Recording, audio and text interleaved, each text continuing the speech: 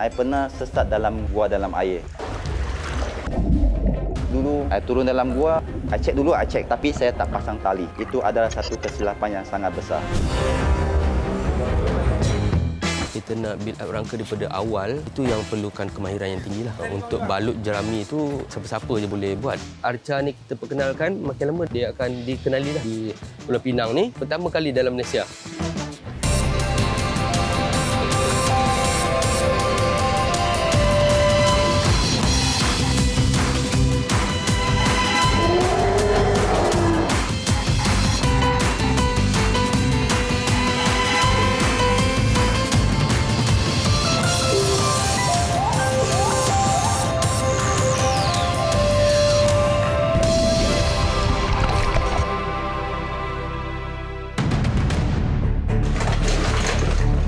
So, I kena cerita ini supaya orang tak repeat my mistake. You dive, you mungkin termasuk dalam gua. And then you tak perasan lagi because you ada lampu, you nampak terang. Tapi tiba-tiba when I nampak belakang, dah jadi gelap. Sekarang ni sebenarnya kami baru buat dalam 30%. Bila kami explore lebih banyak yang kami jumpa, lebih banyak yang dapat kami ketengahkan dan lebih banyak kami dapat kongsi kepada orang awam.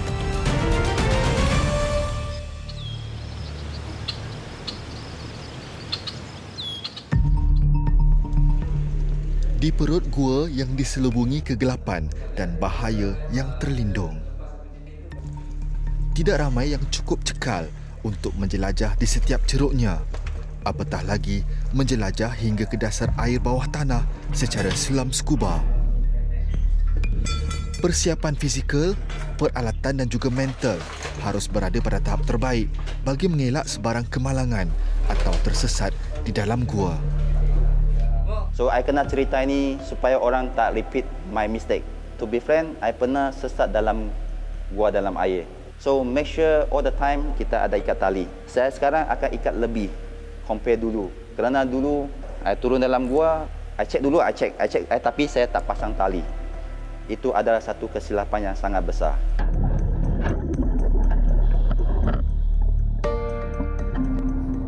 Lembah Kinta, Perak.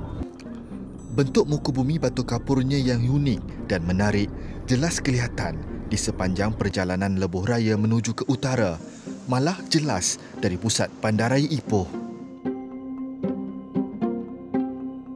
Lanskap alam semula jadi dengan taburan gua batu kapur yang banyak menjadikan ia berpotensi dari perspektif pelancongan ekologi berasaskan warisan. Ia juga berupaya menarik minat golongan yang sukakan cabaran dan sukan ekstrim. Gunung Masurat yang telah dilengkapi kemudahan asas beberapa tahun lalu mula dibuka kepada orang awam sejak April 2022. Dikendalikan oleh Muhammad Fadli Muhammad Noor yang mesra disapa Don. Pengoperasian Masurat adalah bertujuan konservasi selain menjalankan aktiviti lasak. Saya boleh katakan memang sangat baru dan saya yakin ramai juga lagi tak tahu. Dulu punya kawasan sekeliling ini adalah hutan. Dulu daripada highway pun kita boleh nampak. Tapi kita nampak wall semua ditutup. So sekarang ni sebenarnya daripada highway pun kita dah boleh nampak gerbang Masurat. So kita boleh dah nampak dinding batu yang putih. Dulu dengan sekarang memang jauh berbeza. Tapi ada certain kawasan yang kita kekalkan dia punya kehijauan. Satu adalah untuk flora fauna tu sendiri. Satu lagi adalah untuk kita maintain biodiversity kawasan ni lah. Eksplorasi lasak yang boleh dilakukan di sini dikawal selia oleh Don bersama beberapa rakan ranger yang lain. Melalui 4 laluan masuk yang berlainan, setiap penjelajah akan berhadapan dengan keadaan dan kesukaran berbeza dalam setiap eksplorasi yang dilakukan. Ia termasuk aktiviti lasak abseiling melalui dinding gua untuk mencabar keberanian diri. Okey, yang ini selesa. Lagi selesa, selamat dan kurang berisiko. Berapa tinggi kita ni? 25 plus ni. 25 ke bawah sana.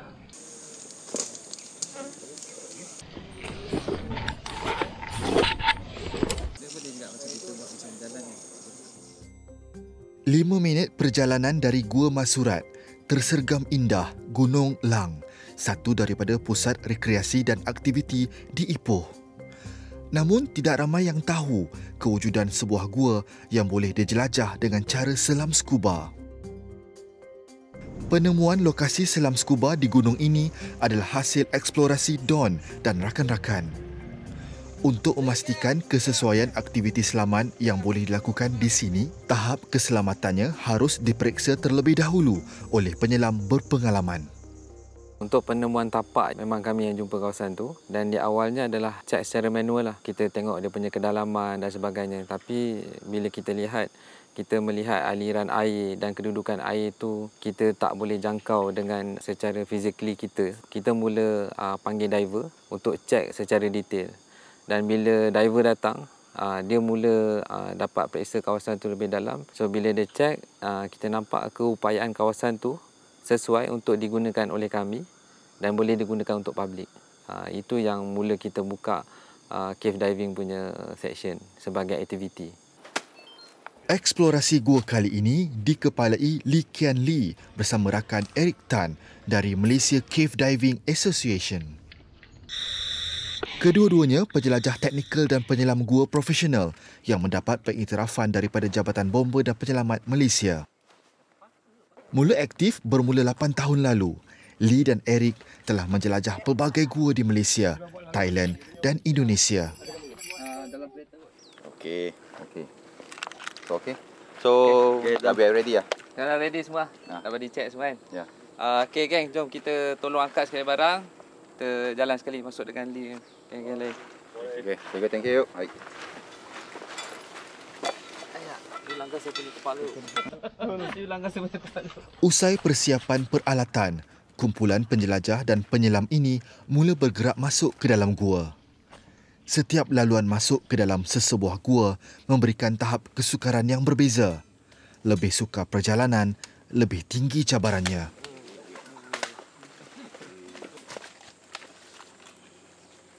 Menjelajah sambil membawa peralatan menyelam pastinya membataskan pergerakan semua yang terlibat. Namun, ia harus ditempuhi dengan tenang dan berhati-hati agar perjalanan ke destinasi dapat membuahkan hasil.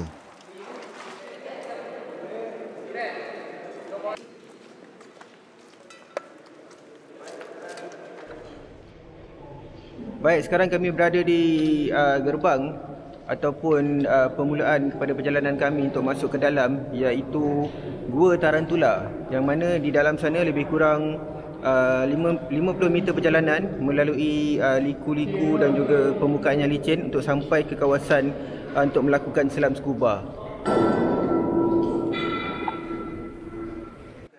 Gua ini mendapat jolokan Gua Tarantula oleh Don dan rakan-rakan kerana ia menjadi habitat kepada labah-labah jenis tarantula yang bersembunyi di celah-celah rekahan dinding gua.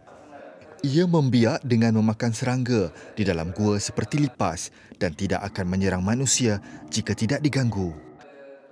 Namun, mengetahui kehadiran labah-labah berbisa ini sahaja cukup untuk menggetarkan keberanian. Selain kepakaran menyelam, peneroka sungai bawah tanah juga harus memiliki keupayaan menjelajah gua dengan pelbagai muka bentuk. Ini kerana laluan untuk masuk ke dalam gua di negara ini adalah berbeza daripada gua di negara jiran. Kita banyak explore di Thailand dan Indonesia. Mereka punya gua senang nak dapat. So, parking kat tepi jalan, tak jumpa dah. Air you boleh turun. Kebanyakan cave sana senang untuk diakses. Dan selepas kita banyak explore kat luar negara, kenapa kita tak explore kat tanah air kita sendiri? Dan kita start explore. Cabaran di Malaysia, kawasan kita punya water level agak tinggi. Untuk jumpa kawasan yang berair, gua air memang kurang di Malaysia. Kebanyakan tempat kita kena guna technical skill, rope punya skill untuk hantar alat. I tahu dia susah, tapi kita punya hasrat adalah untuk mencari gua yang kita boleh discover underwater, because ke atas biasa orang tak pergi.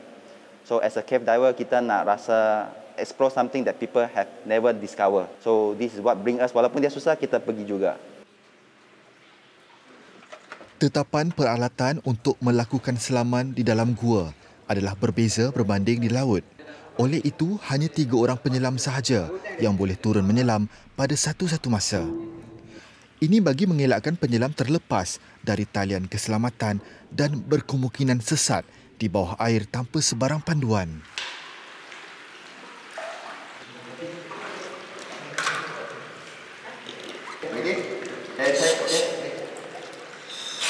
Follow my line.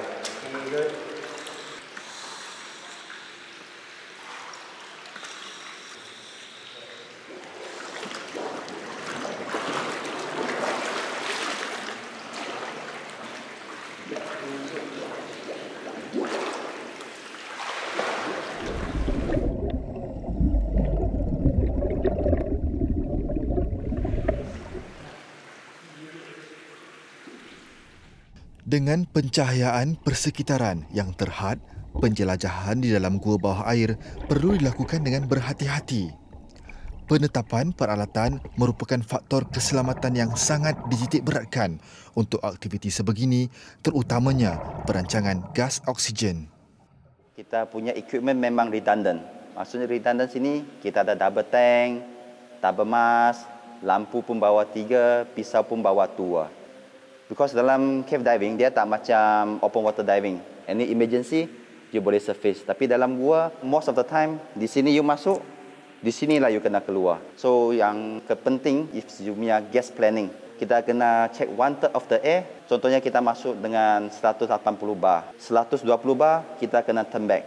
So any one of us dah hit 1/3 of rules of the gas, kita kena keluar. Setelah gua bawah air pada kedalaman 13 meter ini selesai diteroka, Lee dan Eric kembali untuk melaporkan penemuan mereka. Macam mana keadaan kita bawah? Jadi kita buat satu pusingan kat bawah. So di sana ada bawah tentu letak yang besar ada bawah sini. Di tepi sana kita turun ada spring water tuju keluar. Apa air? Waktu masih dia panas halus. Dia ke sana, banyak ikan teli, ada ikan teli yang agak besar, dan badan dia start albino. Rasanya. Menurut Lee, mata air yang dijumpai adalah penemuan baharu dan boleh dijadikan sebagai sumber air alternatif. So overall is a nice site, sesuai untuk beginner cave diver atau cabin certified lah, because dia tak ada risiko sangat. And then you boleh menuju ke surface. Terdapat banyak gua di Lembah Kinta yang boleh dijelajahi menggunakan bot atau snorkel. Tetapi hanya beberapa sahaja yang boleh diselami berikutan faktor keselamatan dan juga logistik. Setiap penemuan memberikan impak yang positif kepada aktiviti selam gua. Minimum ada 4 kawasan yang positif for cave diving. Natural cave, so sebagai contohnya ada di Masurat dan Gunung Lang. Ada satu lagi adalah kita yang sekarang recently discover, kita panggil dia Perak Mines. Kita tak pernah fikir akan terjumpa di Perak. Dia memang ke dalam. So itu tempat memang cantik, air dia crystal clear. So waktu you turun ke bawah air tu, you masih boleh tengok structure-structure yang dulu. Ada tangga, ada tube well dan sebagainya. So setakat ini kita dive ke sedalam 25 meter. And then selepas 25 meter, dia punya chamber buka besar ke bawah. So, itu tempat yang sangat positif untuk melanjutkan sebagai tempat cave diving yang menarik di Malaysia, I would say lah.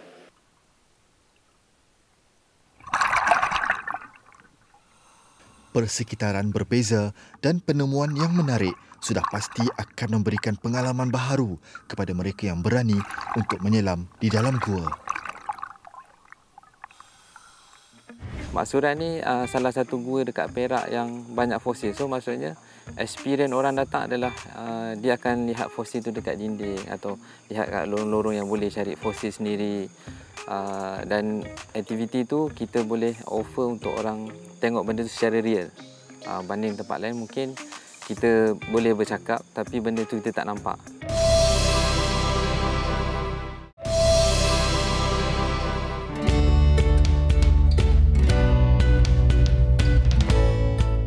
Gunung Lano, Simpang Pulai, Perak. Satu daripada banjaran di Lembah Kinta yang mempunyai hampir 40 buah gua. Antaranya ialah gua air yang dipanggil gua FP atau gua footpath through hill. Kita jangan minum air tu lah. Just terima kepala apa tersebut. Ini adalah shortcut jalan pintasan dari bahagian sini ke sebelah sana. Menurut maklumat, sebelum gua ini dipenuhi air, ia digunakan sebagai jalan pintas bagi penduduk setempat untuk merentasi gunung. Kesan peninggalan laluan pintasan ini dikatakan masih wujud di penghujung gua. Bagi mereka yang tidak berpengalaman, menjelajah gua ini mungkin memberi cabaran sukar.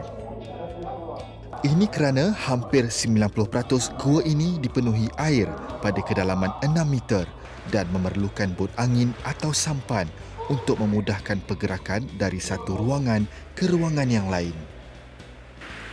Wah. Baik, ini merupakan chamber kedua untuk gua air. Dan menurut Abang Don, mereka kalau nak masuk ke sini, selalunya mereka akan masuk pada waktu malam. Kerana waktu malam, kelawar dah banyak yang keluar untuk mencari makan. Sebab kalau tak, mereka akan dihujani dengan najis-najis kelawar yang ada beratus-ratus, mungkin beribu dekat atas sana.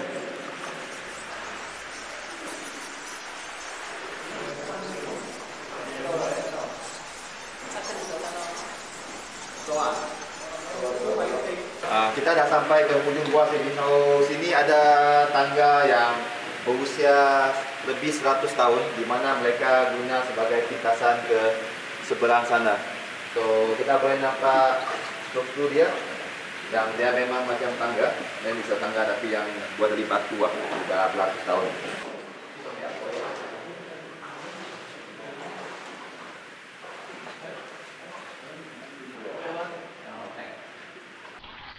Boleh kan Mr. Lee? Boleh. Ya. Kita biar kaki. Itu depan lah. You boleh nampak dia punya tangga sambung.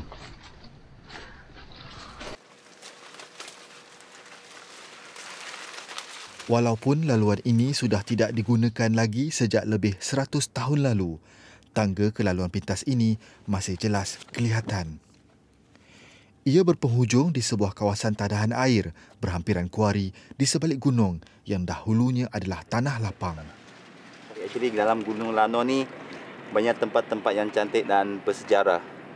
Kalau kita boleh menjaga tempat ini, jangan lagi buat kuari ke bahagian mendalam ke Gunung Lano di mana kita boleh memanfaatkan yang boleh bring to the next generations lah. So bukan saja buat ecotourism dan juga boleh tunjuk apa yang kita ada. Kerana kita banyak buat exploration kat sini, kita tunjuk kat internet, kat kawan-kawan. So banyak dari overseas kawan actually tanya mereka nak datang buat exploration. I tak boleh bawa mereka ke sini kerana kawasan ini tengah aktif kuari, so tak sesuai untuk bawa pelancong dari luar negara.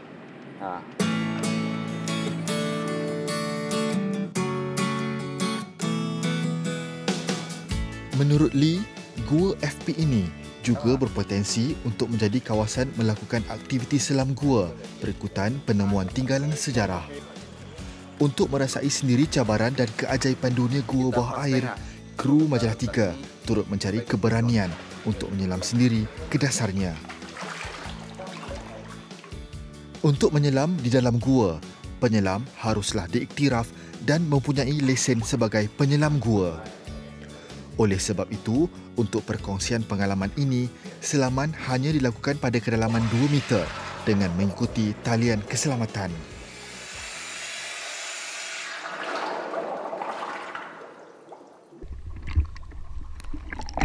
Sejurus selaman bermula, penglihatan kami terus terhad dengan kehadiran partikel dan habuk.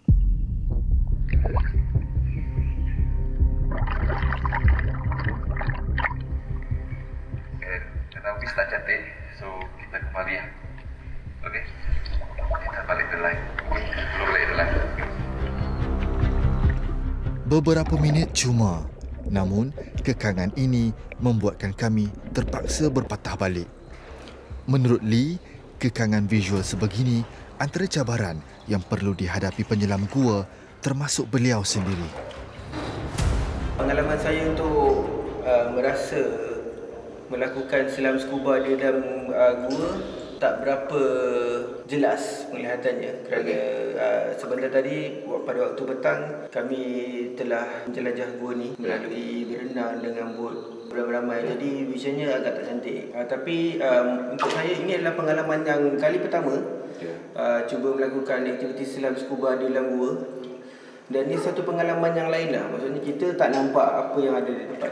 Kalau nampak pun mungkin tak berapa jelas sebab ada partikel-partikel di dalam air ni. Dan yang penting kena berani, dan communication di antara penjelam-penjelam ni kena betul lah. Dan yang penting safety line tu jangan sesekali lepas. Betul? Yes. Always keep the line. Kalau macam zero waste kita always have to follow the line. And you can go back to your original point basically.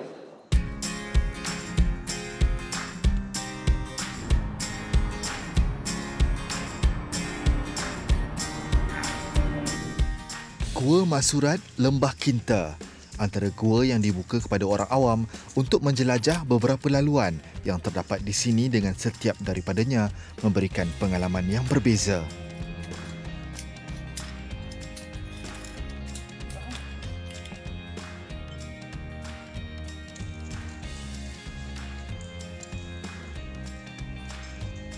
Antara laluan yang menarik ialah dengan melalui ruangan ini yang dipanggil Loyang Shelter. Ia dikatakan pernah menjadi penempatan suatu ketika dahulu dan kaya dengan tinggalan sejarah yang masih belum habis diterokai. Mak Surat ni salah satu gua dekat Perak yang banyak fosil. So maksudnya experience orang datang adalah dia akan lihat fosil tu dekat dinding atau lihat kat lorong-lorong yang boleh cari fosil sendiri. Dan aktiviti tu kita boleh offer untuk orang tengok benda tu secara real. Banding tempat lain mungkin kita boleh bercakap tapi benda tu kita tak nampak. Klimaks kepada laluan ini ialah dengan turun ke ruangan gua di bawah melalui sebuah lubang dipanggil porthole seluas 5 meter. Laluan turun di bahagian atas ini pada asalnya tidak muat untuk dilalui.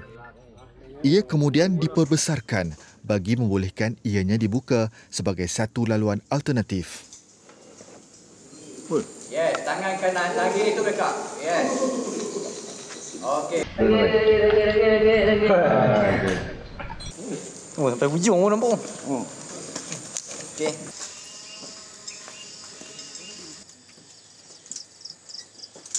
Okay. Kita sampai dekat satu side ni. So dekat sini kita ada 3. Kita kategorikan sebagai road art lah. Ini 1, ini 2 dan ini 3. So bila kita tengok pada road art ni adalah menunjukkan satu kawasan tu pernah didiami. Jadi penempatan dan sebagainya. So bila bentuk road art ni dia dah menunjukkan ada satu budaya. So ikut kajian dia punya usia dia boleh mencecah kepada 200 ke 300 tahun. Selain rock art, antara perkara yang menarik ialah pembentukan stalaktit yang terbentuk tidak lurus ke bawah. Kejadian stalaktit bengkok ini dikatakan berpunca daripada aktiviti bakteria dan kulat di hujung stalaktit yang cuba untuk bergerak ke arah cahaya matahari. Sambung jalan ni.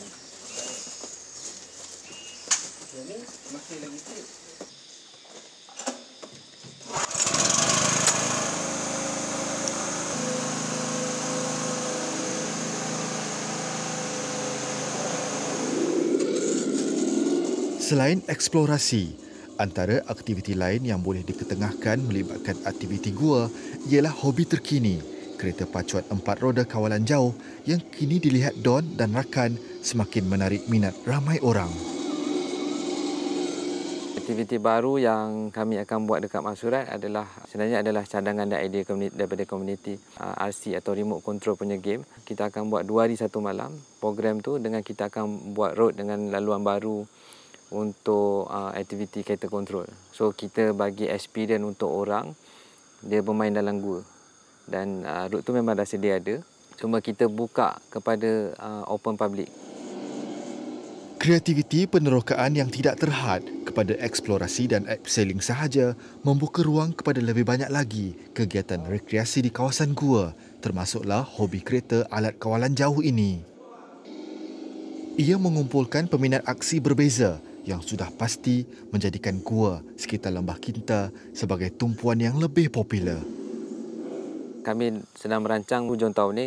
Sekiranya cuaca okey semua dan setup semua okey, kami akan buat Carnival RC. So kita akan invite, maksudnya daripada kapal terbang, kereta, boat pun kita akan gunakan yang kawasan berair. So kita akan buat untuk welcoming semua RC dekat Batu Kapur.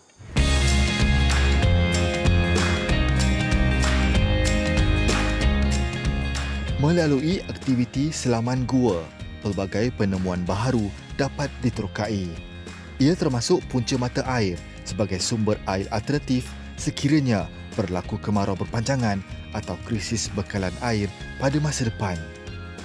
Kepakaran selam gua dan eksplorasi secara teknikal juga tidak harus diperlekehkan kerana ia berkemungkinan berupaya menyelamatkan jiwa jika berlaku sebarang kecelakaan di dalam gua atau kawasan seumpamanya. Jelapang padi di Pulau Pinang pun sangat besar. Tapi selepas menuai saja, jerami-jerami ini kebanyakannya dibakar dan dibiarkan begitu. Pak yang ni yang paling suka sekali dia punya nak lengkungkan bumbung. Bila kita letak jerami, dekat situ dia punya, bila kita lilit tu dia akan kiat. Kat situ yang kita sukar nak membentuk bumbung yang bulat.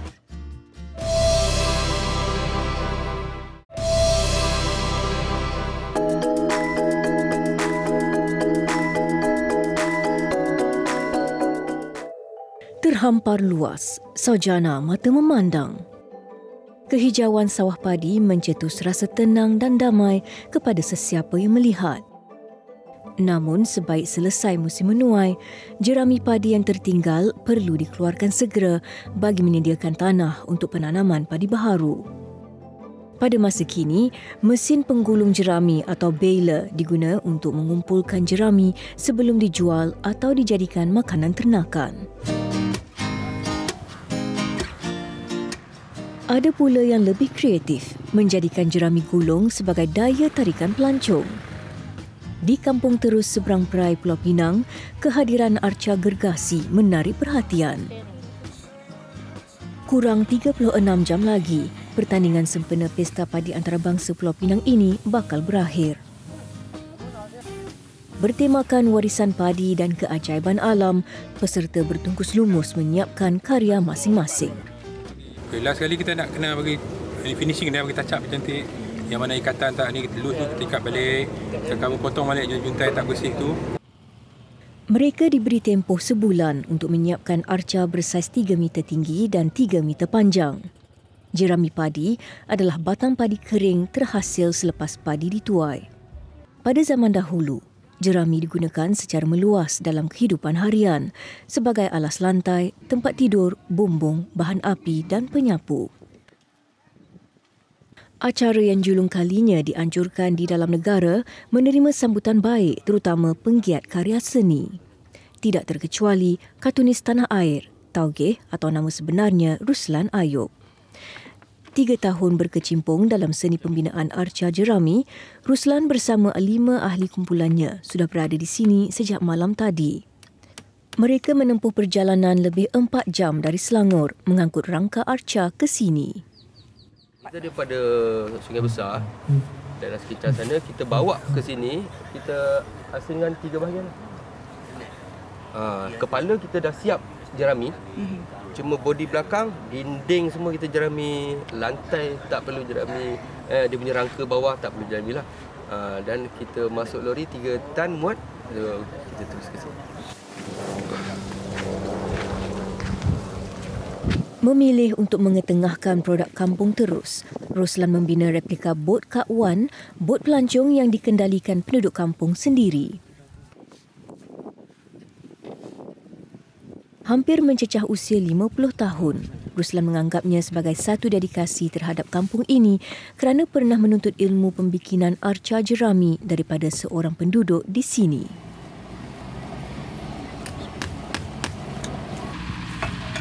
Kita nak build up rangka tu.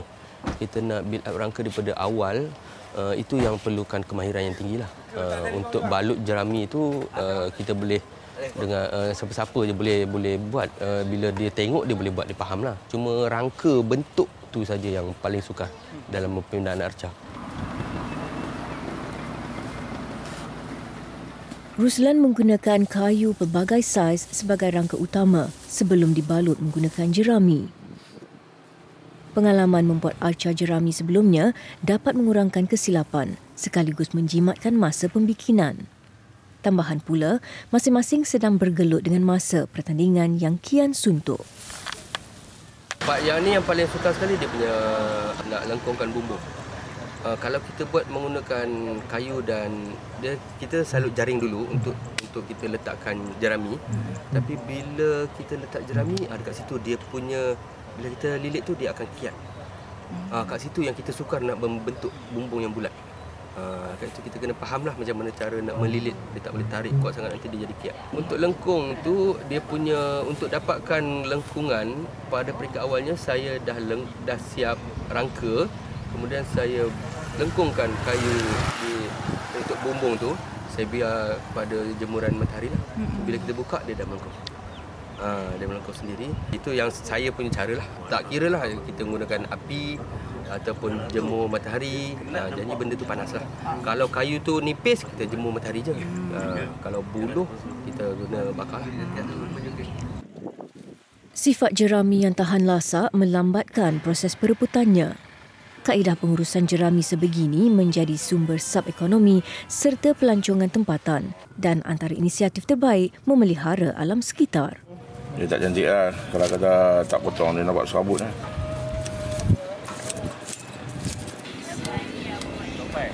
Jadi bila arca ni kita perkenalkan, makin lama dia akan dikenali lah di Malaysia. Macam yang sekarang dibuat di Pulau Pinang ni, Kampung Terus, inilah pertama kali dalam Malaysia.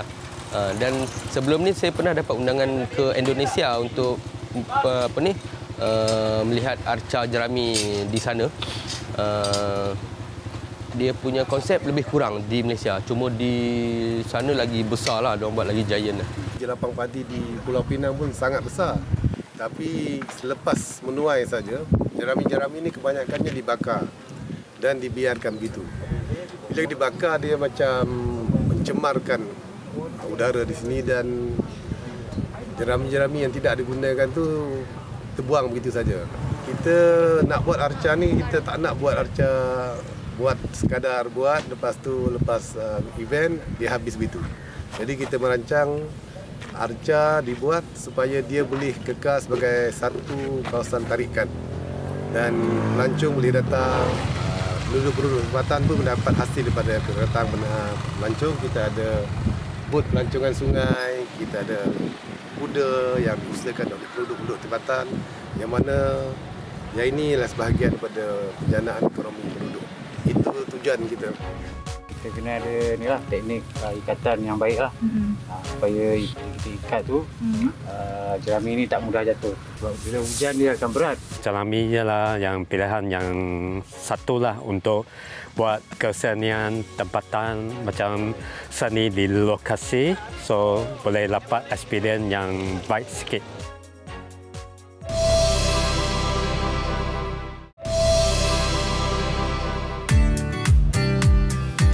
5 jam sahaja lagi masa diberikan kepada 16 peserta acara pembinaan arca jerami. Rata-rata peserta sudah mempamerkan 90% hasil kerja mereka. Antara yang menarik perhatian, binaan seekor kerbau yang ditunggangi seorang kanak-kanak.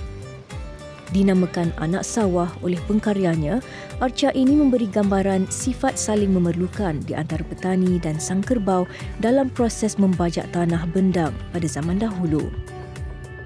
Lo Chi Peng beranggapan bahawa sejarah begini perlu sentiasa diingat meski teknologi semakin ke hadapan. Dalam pembikinan Anak Sawah, Lo menggunakan buluh sebagai rangka utama. Sebenarnya saya pakai buluh ini. Dia tak senang patah kerana dia telah dikeringkan. Lepas dia pun senang diikat dan strukturnya dia lebih tahan dan kuat. Mula dibentuk dan senang bengkok lah. untuk ajarkan dia senang menangkap bentuknya untuk melangkahkan strukturnya. Dari depan, you boleh nampak dia bulu yang halus lah, sebagai itu teknik yang lain lah. Yang belakang badannya dia macam bulu yang panjang, dia pakai teknik yang lain. Pelbagai teknik diguna dalam memastikan jerami terikat kemas pada rangka. Ketebalan dan panjang jerami juga mempengaruhi rupa bentuk replika yang dibina. Justru, Loh dan rakan seninya membuat beberapa kajian berkaitan struktur jerami dan ikatan sesuai berikutan. Ini kali pertama mereka mencipta arca daripada jerami. Ya, kita kena ada teknik ikatan yang baik lah. Supaya bila kita ikat tu, jerami ni tak mudah jatuh. Jadi walaupun hujan ke, sebab bila hujan dia akan berat. Dan jadi kalau kita tak ikat dengan kukuh, jerami ni akan jatuh lah. Okay. So kalau macam yang sekarang ni, apa jenis ikatan bulan yang macam mana yang abang buat? Okey, saya gunakan cuban. Cuban ni biasanya digunakan oleh nelayan. Nelayan gunakan untuk jahit ikat yang koyak. Jadi kat sini saya gunakan sebulan air dan juga sebulan madu untuk kuatkan tangan jerami ke arca yang di dalam ni. Selain daripada buluh tu, kita ada juga pasang dawai, jaring dawai tu, mata punai tu. So kita kaitkan dengan dawai tu dan juga dengan buluh di dalam tu supaya dia pegang dengan kuat.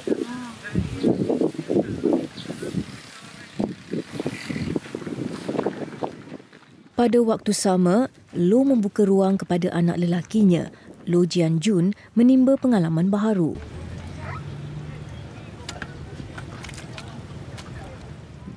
Mengikuti jejak bapanya meminati seni, anak muda ini tidak kekok membantu melengkapkan arca gergasi.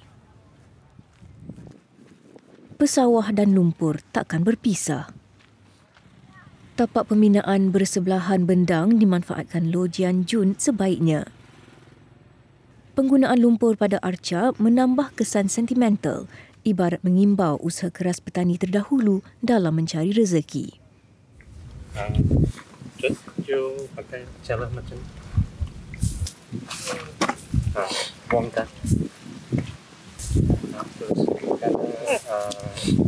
dia bila dia berkembang di dalam sawah, dia mesti ada kena dia punya badan ke atas. So bila dia berkembang, so ini mesti ada sikit tanah yang kena bulu-bulu bawah sini. So you kena bagi dia macam kotor-kotor lah. Jangan bersih sangat. Bersih sangat dia bukan kebal lah. Bagi menghasilkan arca berbentuk kerbau ini, ia memerlukan sekurang-kurangnya 1,5 gulung jerami dan difahamkan setiap satu gulung jerami ini beratnya bersamaan dengan setengah tan. Jerami tadi yang telah dijalin dan diikat sebegini akan dilekatkan pada struktur buluh yang telah dirangka beberapa hari sebelumnya, dan kini saya difahamkan bahawa arca ini hanya 10% saja lagi yang tinggal dan mengambil masa kira-kira 1 jam lagi untuk disiapkan.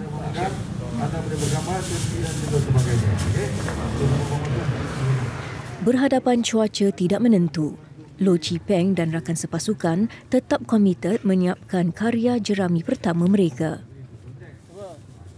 Bergiat lebih 30 tahun dalam seni pembuatan arca, ini kali pertama baginya menggunakan jerami sebagai sumber utama. Sifat jerami yang lembut memberi cabaran kepada Loh mendapatkan kaedah terbaik, pantas dan kemas.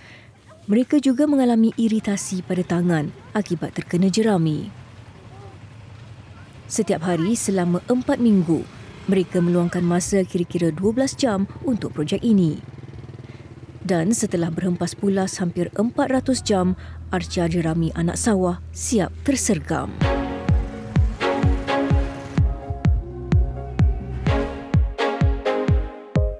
So jerami ialah yang pilihan yang satulah untuk buat kesenian tempatan macam seni di lokasi, so boleh dapat experience yang baik sikit. Jerami yang pada asalnya sering dibuang begitu sahaja diangkat menjadi karya untuk diabadikan. Semua arca dikekalkan di tapak ini sehingga bertemu pesta padi akan datang. Kampung Terus menanti Pulau Pinang pasti menjadi satu destinasi yang wajib disinggahi. Berfoto sambil menikmati keindahan alam, terutama ketika padi sedang menghijau. Menerusi acara ini, percambahan ekonomi setempat dapat dikembangkan sekaligus memelihara kelestarian alam sekitar agar dapat dinikmati generasi seterusnya.